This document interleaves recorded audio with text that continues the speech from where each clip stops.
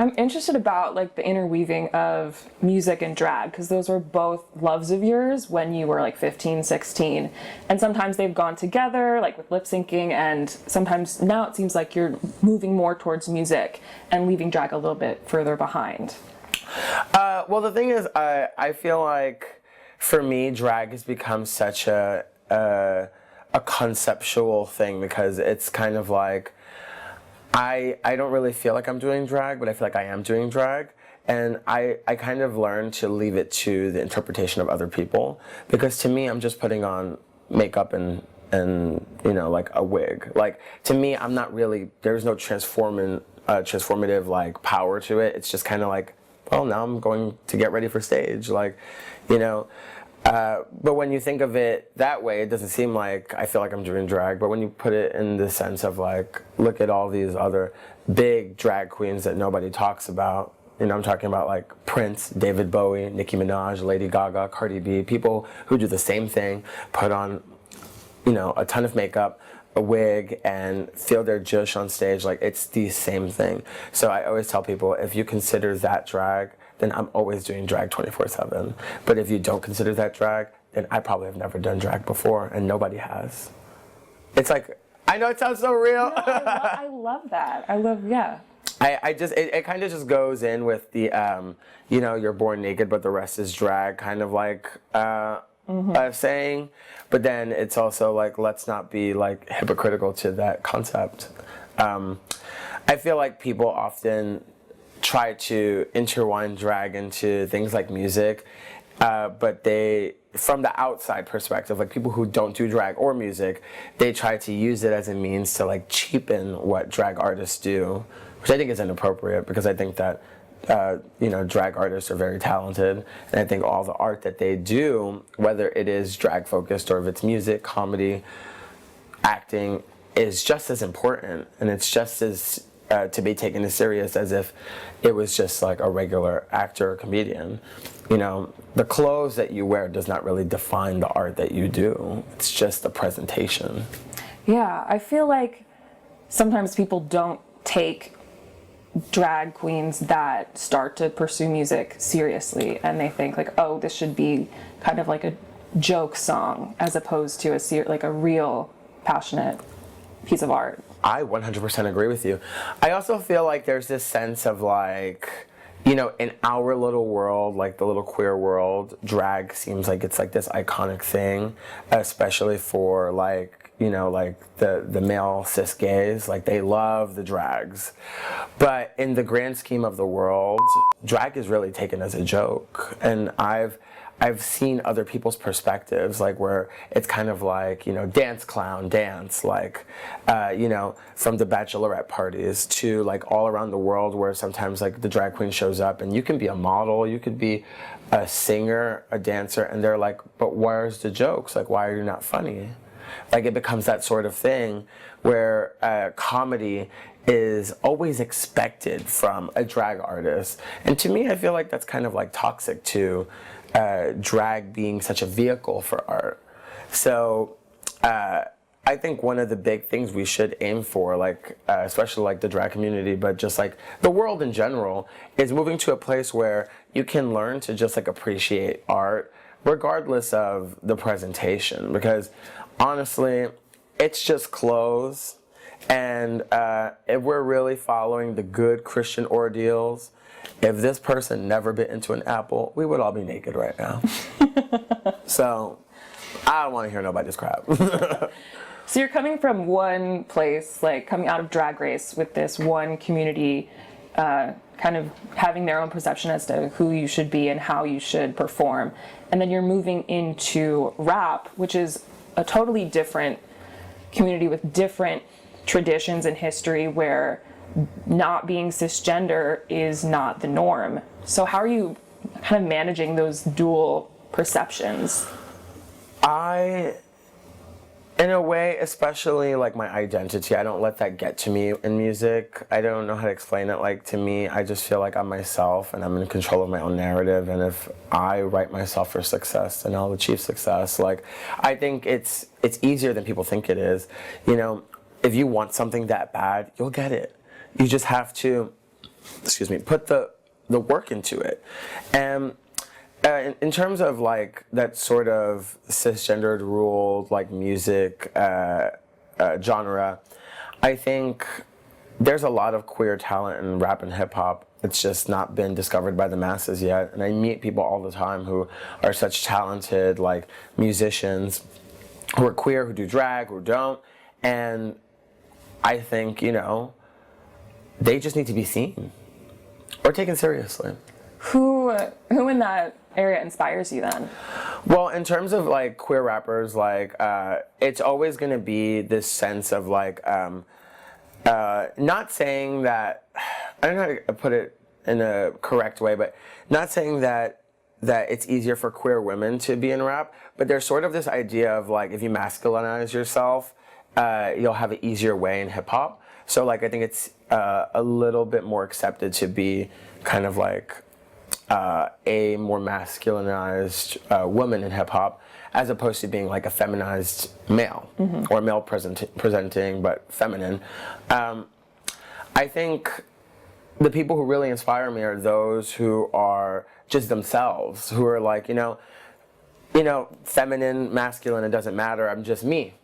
And there are people who are making splashes, who are big too. Like there's a lot of rap artists right now who may not even realize it themselves, but they're a little flamboyant and like they're a little girly. They're painting their nails, they're dyeing their hair. And I think it's great because it's like pushing a gender norm that maybe they don't even realize, and maybe they're not even doing it for that purpose.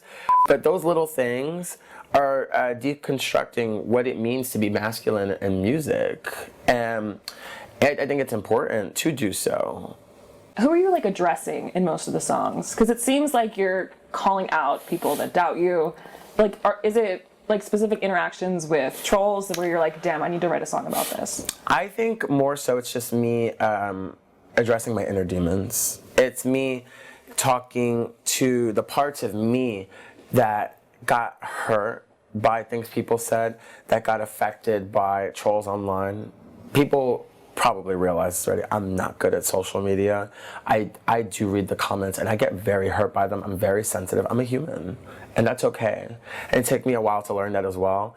All those things I write about in my album, and you know, those things are really what connect me to my supporters and my fans, because in reality, you know, it's like, think about it. If you had to sit there and read hundreds of people a day who say you'll never make it, you're ugly, you're disgusting, you're trash, you're garbage, everything you do is terrible.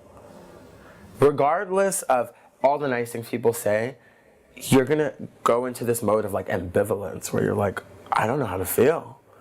And it took me a long time to learn that the love of my supporters is so much stronger than the hate of people who just want to see me down. And then I just started to realize, you know, if people are taking that much time out of their life to address me, then I'm doing something right. And I'm just making myself bigger.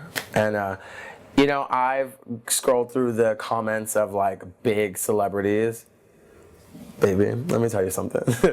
It ain't nice at all. Cardi B just deleted her Instagram like 3 days ago because of things people were saying about the Grammy win. And I relate, but at the same time, people need to realize that if you're a nice person, I think nice things come to you. But if you're trash, you're always gonna be miserable. Mm-hmm. So it's kind of hard to escape the criticism, but like some people say that the Drag Race fandom is a little bit more critical than some other fandoms. So are you, like, if you could come up in a different way, would you have? Or are you glad that you were on the 2 times that you were?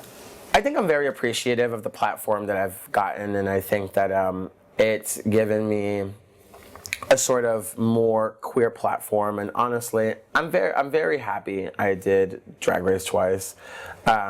Whether or not being a reality television star or, you know, being that specific personality they saw on television is or is not what I want to do with my life. I do find that there is a sort of expectation to be the character you see on TV all the time. And the thing is, I was never born to fit a mold. I was born to do my own thing, and I think that pisses off the fandoms. You know, they want to see Aja. Oh, I'm into voguing. Jump off the box. Like, you're perfect. You're beautiful. That's not me. And unfortunately, they're never going to get that. So if they want to unfollow me, go ahead.